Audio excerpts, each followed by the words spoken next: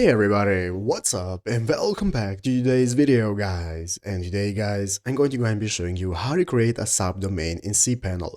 This is a very simple thing to do, so make sure to watch this quick and easy video till the very end and follow my steps correctly so you can make sure that this works the same for you and you can do this yourself. But yeah guys, let's get straight into it. So the first thing you want to do is to go ahead and open up the official cPanel website right here at cPanel.net if you're not already, and after opening it up you'll be greeted by the main page right here where in the upper right corner you can get started managing your account. So what you want to do is to go ahead and register for a new account if you do not already have one, and if you have one, just go ahead and log in, and after logging in successfully you can get started with setting up cPanel on your personal computer. So once you have set up cPanel and you can open it up, it's going to look like this is going to be your dashboard where you can manage everything from your email to your files, databases, and to your domains. And this is the section we're going to go and be using for today's video. As you can see here, we have the domains section, so we want to access that. As you can see here, we have this article on the official support cPanel website showing us how to create a subdomain. What we want to do is just follow the steps right here. It's very easy and will be very quick. Using the dashboard I have just showed you, you want to log into cPanel and open up the dashboard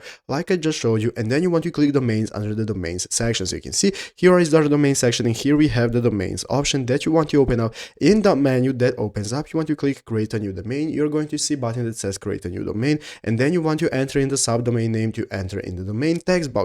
Then you want to deselect the share document root option, and after that you can enter the directory where you want the files for the subdomain to exist. After that you can just submit the new domain and you'll be able to use that subdomain for whichever purpose you want. And it's easy as that. So I hope this video was helpful. If it was, make sure to leave a like and subscribe to the channel. So guys, thanks for watching, take care, and bye.